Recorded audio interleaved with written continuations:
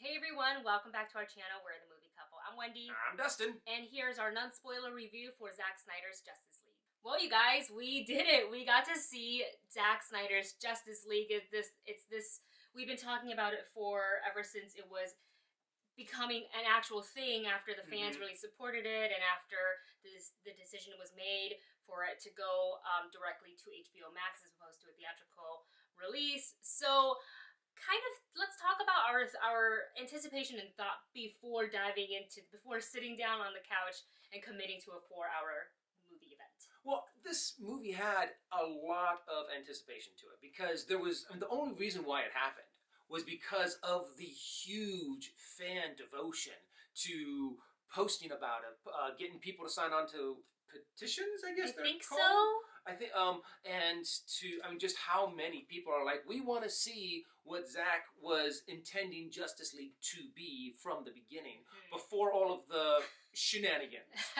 Let's just leave it at that. Shenanigans happened.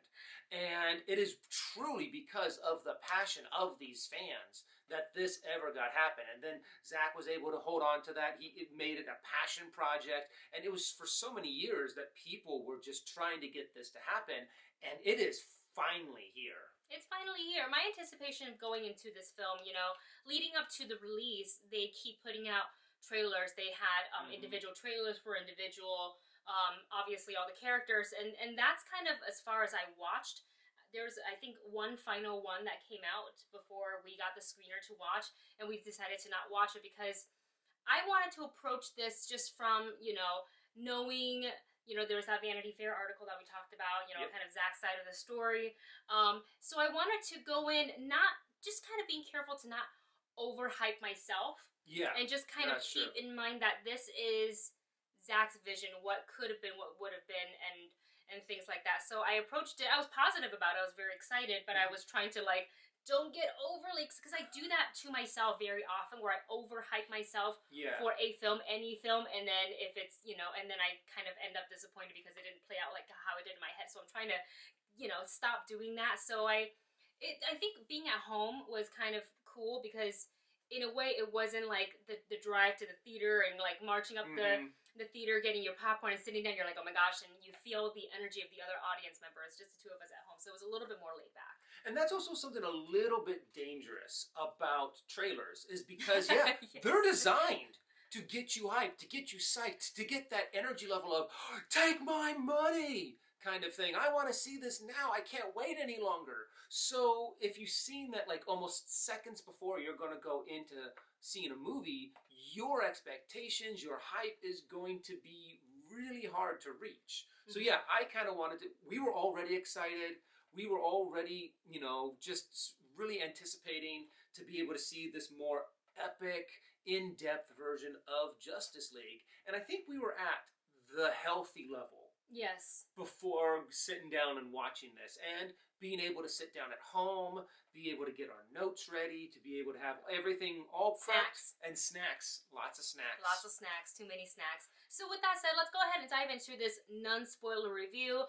If you were interested in watching a spoiler review, then go ahead and I'll leave the link below. It is going to be for our patrons, but we only have 2 tiers. We have a general support for $1 a month, or we have the general support plus bonus content, which is at $3 a month. That's as much as the tiers we go. We don't go any higher than that. So if you would like to become one of our patrons and continue to support this channel, you can view the spoiler review there. So this movie, we know it's 4 hours and some minutes long. It is split into 6 different parts, and I kind of like that because for me also, this being an HBO Max movie event, the breaks for us not only signifies as you're reading the book next chapter, it also meant a nice distinct break. Let's hit pause and let's go to the bathroom. Yes. Or get up and get a different snack. Because Invaluable, I have to tell you. It was just a great literal way to be able to cleanse your palate before going on to the next chapter, the next part of the movie. So then it made it a lot easier to digest, and normally, no matter how good a movie is, 4 hours can put a damper on it because it's just one continuous sprint. But with the way this was broken up, it really made it a lot more digestible, a lot more pleasant, a lot more, it made you more invested in each story arc that they were telling. So the movie kind of kicks off where BVS ended, which I really liked. Yes. Because you can essentially, if you really want to go for it, you can set up your own like epic event, and you can watch BVS, and you can kind of have that lead right into Zack Snyder's Justice League if you want to go ahead and do that. So I actually enjoy that because it's been a minute since BVS came out, so it's kind of nice for it to call back all the way to that and be like, this is what happened. It was really, really devastating for not just the character that had a direct connection with Clark Kent or Superman, but also for the world and what the symbol means, and now that that's gone. So I kind of really enjoyed seeing that. So for the Snyder Cut, he definitely said it, you know, just an overall aesthetic. It's a little bit darker. It's a little bit grittier. Everything, I don't want to say like muted, but it's a darker tone to it, which I don't mind because that was kind of a similar tone that we had at BVS as well. So it makes sense that, it would kind of carry on. It's kind of his style. If you look at 300, it's not as intense as that. Yeah. At all, but it is, you know, the color scheme is a little bit more similar, where it's a little bit muted, it's a little bit toned down, which I honestly I kind of like. My favorite thing about this film is not just the extended footage or the deleted footage or whatever we didn't get to see in the theatrical cut, but it allowed us to get an insight and the backstory of certain characters who have not had their own standalone films yet. And I've always said, and I said this on Pop Council, you guys watch that on Mondays on the HCA Critics YouTube channel, and as well as in just like our conversation, whether it's a live stream or whatever, is that people tend to want to like compare, like, oh, this is the Marvel formula and the DCU trying to do that. Don't forget that Marvel had years and solo movies to build up to the end game that we got at the end, where DC kind of didn't, because yes, we had tons of standalone Batman movies, right? But it's with various Batmans throughout time with different directors. So I felt like Zack Snyder was kind of faced with a really hard task of like, okay, let's figure out how we're going to have Batman and Wonder Woman together and how they're going to round up their Justice League, plus introduce two new characters that they're not new per se to the comic book world, but they're new to the DCEU. So how are you going to do that in this allotted time slot and let us and have the audience connect and learn about and care about these characters? Yeah, what Zack actually did that was really good is that, it grounded a lot more of the characters. You felt more connected to them. You kind of understood their background, their story, and it really was a much more way to connect the audience with characters that they have not truly fully been introduced to. And you can only do that by adding more time to these character stories, adding more time to the development and the reason behind their actions that they're doing. Why isn't Aquaman just like, oh, there's bad guys coming? Yeah, let's go and fight them. Come, Trident, we will do this. Exactly. To whereas if you had standalone movies, you could just throw them in there. But there weren't those. So Zack really needed to be able to spend some more time with each of these characters without it feeling that you just dumped them into this movie. And having what Zack Snyder did to slowly build that up was exponentially important. Yeah, it was really important, and that's why the 4 hours. Yes. Not just because like what his vision is, like, you know, he wants this and that. It's not. A lot of the scenes that he had to put in made sense because he needed to introduce characters, and some of the like kind of never before seen footage or the reshoots, whatever it may be, the new footage for this Snyder Cut, like watching it kind of made me go, yes, we needed this, because as comic book fans, we know the origin of the Flash and who Barry Allen is and Cyborg and Aquaman and this and that, but the general audience may not. So what is it going to make, why do they want to care for these characters, and why do they want to see all of these superheroes come together to fight what?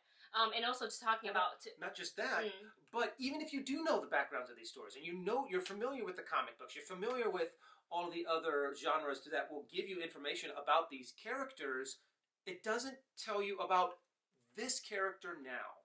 And that is something that you still need to be able to have that connection with. I mean, even if you just threw Batman in, but you're not telling like exactly who he is, and because every character does have its own little tweaks in different genres, own little character, little picadillos, so to speak. What is it that makes this character real here now in this movie.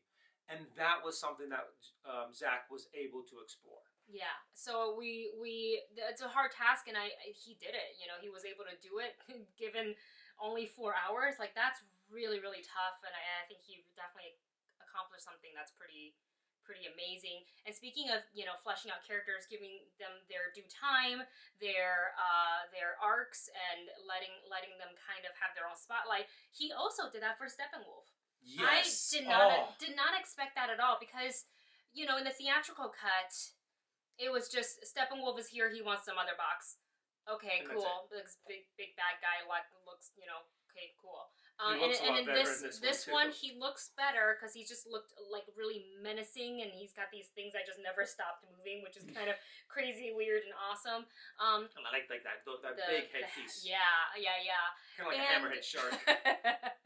Got a white girth, and you feel like you have to walk through the door, turn sideways. I almost think that would have been funny if there was just one moment to where Steppenwolf is like walking up to a door and he has to kind of walk in like that. Luckily, they made all anytime he had to enter, it was wide open space. Mm-hmm. But you know, so not only that Zack did this for the superheroes, he also did it for the villain of the story. Yeah. So not only that, he gave us a little bit more insight into why Steppenwolf is doing what he's doing, what's the motivation, a little bit of his backstory, as well as you know, an insight into other characters such as Desaad and Darkseid. Like, it was really cool to see that, yes, there is like a whole other army that's out there that if they came into our world, we'd be royally screwed. Yeah. You know, if it weren't, and how and the fact that the superheroes knew this, that as they started to, you know, kind of team together, they're like, oh wait, we gotta band together, we have to, you know, fight together, and we gotta get Superman. Yeah. You know, we're not going to be able to do this without Superman.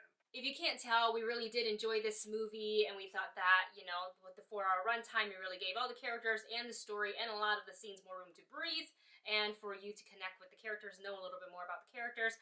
However, I will say that there were certain scenes, while it you know, was beautifully shot, there were some scenes that went on a little bit longer than necessary. I felt that they didn't continue to serve the story more, and I felt like they could have actually lost about collectively like half-hour of footage within the movie, and this would have landed, you know, including credits and end credit scenes, at like a solid like 3.5 hours, and maybe like 3:40 or something like that, just because sometimes the camera would come in and they would stay on either a character or a certain scene for longer than necessary, where as a viewer I kind of got uncomfortable. I was like, is something bad gonna happen right now? Like, a meteor is gonna come and flatten this person, or why are we on them for so long? And then it's like, cut, next scene.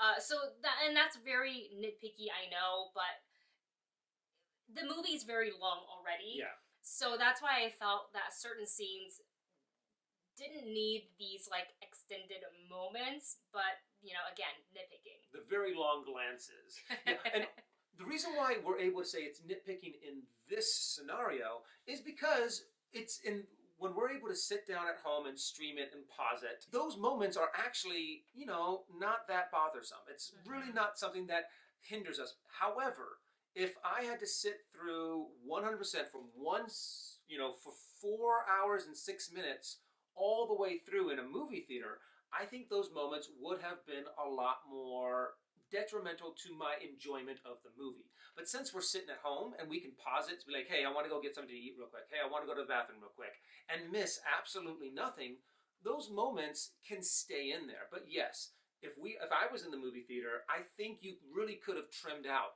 some of these long glances, some of these moments to where someone is singing for a long period of time that I truly think that, okay, show them singing and then cut the other 3 minutes of them singing. Right. Again, beautiful, but just a little bit too long on screen, in our opinion. It's also, for this, I really do think it is the placement of it for the, how can I say this? It's where the media in which it is released. If it was released exactly the way it is in theaters, it would have been less enjoyable. It would have been harder to get through. However, they would have need to build in like a designated my personal opinion on this, or something. yeah, My personal opinion is they should have stuck with their original idea that I heard about years before when they first announced Justice League, is that Zack was going to make 2 films from it. You take this movie and you slice it into 2 separate movies, you've got 2 perfect movies that you've got. Mm-hmm. When you put them together, though, if you're watching it in the theater, it's going to be a lot easier to consume and a lot more enjoyable at home. Another thing I will say is, and I only noticed this in various scenes, but sometimes the CGI and the background that they were like, it didn't blend for me. Yeah. And I noticed it because it stuck out to me, to my eyes, where it looked really different from some of the rest of the scenes, and it looked a little harsh, where I was like, oh, this looks a little like we shot this on the fly. And I know that that's not the case, because they worked really hard on this, and then a lot of time and effort went into this. So some of those scenes, seeing that, especially in a nice action scene, did take me out of the moment. But again, I feel like some of these things that we're mentioning, it doesn't have anything to do with the stories or the characters. It really has to do with kind of the technicality side of the things and personal preferences. There were some moments that, they had like 300 kind of, the way it looked, had very much a 300 kind of vibe to it. And it's just the fact that those moments kind of stood out from the more traditional kind of, they're really on set, they're really in location. They kind of stood out a little bit. So I'm wondering how much more they would have stood out if it was on a big screen, kind of a thing. Okay. So interesting. that's just another praise to, like, this is really the best format for it to be on a streaming service. If they wanted to put it in the theaters, I think they would have had to do a little bit of tweaking here and there on certain things. Okay, so this next part, I don't consider this to be spoiler, because one, we've seen the theatrical cut. If you're watching, you probably have also seen the theatrical cut. So and from the looks of the trailers, like, we already knew that it was going to be in the film. We just didn't know where it was going to come. I am talking about the nightmare scene. So the nightmare scene, I would say, came at the later half of the movie. I personally, and I'm still kind of trying to figure out if I feel this way or this way about it, because I kind of keep going back and forth. A part of me feels that nightmare scene should have come a little bit earlier, after a specific nightmare-esque scene earlier in the film. If it would have followed that, I think it would have played better for flow of the movie. But kind of now, having digested the entire movie and having seen the nightmare scene where it's been placed, it in a way kind of makes sense, because I feel like it opens the door of the possibility for maybe more, if they want to go ahead and make another. Yeah, it definitely Zack is. Snyder's Justice League 2 or something. Kind of like, here's another story that we could bring you, kind of a thing. Yeah. So I enjoy seeing that scene, but I can't quite put my finger on, it didn't bring me complete satisfaction. So I felt like maybe would have worked better placed here, but I don't know, because it also makes sense that it was at the end of the movie. So when you end it, you kind of go, oh wait, this is a whole other conversation we need to have about the whole multiverse, if you will. So with that said, that scene, there's a lot of it that I liked, specifically the conversation between Batman and Joker. It's not a spoiler, because I feel like that was already put out on the internet and in the trailers. Yeah. So you know that they have a conversation. They have a conversation. For non-spoiler purposes, we won't tell you what exactly was said, but I actually enjoyed that conversation. Yeah. Because there are certain things that both of them say that makes you go, huh, okay. So anyways, that's just a little bit of, again, nitpicky on our part. So with that said, we're going to go ahead and rate this movie as if we had actually seen it in theater, even though we know it was designed for HBO Max. But with that said, Dustin, your rating. This is a definite check it out. It is. I love the format that it's in. I love the in-depth story. That we got so much more meat and potatoes from this movie, so to speak, is the fact that we got more understanding about motivations. Even though there were some parts that drug out, I personally think a little bit, overall, it was just so much more that we got than from the theatrical release. I think that this is an excellent format to put it out on. And plus, it's 4 hours of superheroes. Yeah. How can you go wrong with that kind of a thing? So definite. Check it out. It's a lot of fun. If you like superhero movies, if you like Justice League, you're going to like this. My rating is also check it out. I think Zack did a really great job within the 4-hour time limit, not the limit, but within the 4 hours that he was able to give us not just the forming of Justice League, but also introducing the Flash and Cyborg, and I would say Aquaman as well, because at the theatrical release we hadn't even had the Aquaman movie. Yeah. So I think that's huge that he was able to accomplish that, and it definitely leads to the conversation of like, could there be more? I don't know. He sort of opened the door for certain things that we will talk about in our spoiler review on Patreon. This is definitely a much better movie than the theatrical cut. So you guys, that's it for our non-spoiler review for Zack Snyder's Justice League. Let us know what you thought of the film now that you've watched it. Comment your favorite parts in the comment section below, or maybe some of the things you didn't quite enjoy or you would have liked to seen something else. And also, question for you guys is, had this been released in theaters with a 4-hour just standalone, like not broken up into 2 parts, do you think you still would have enjoyed it just as much, or would you have rather have it broken up into 2 parts? And now that you've seen the film, would you be open for a second one, a sequel? Comment all your thoughts in the comment section below. Thank you so much for watching. Don't forget to like, share, and subscribe, and we'll see you in the next one. Bye.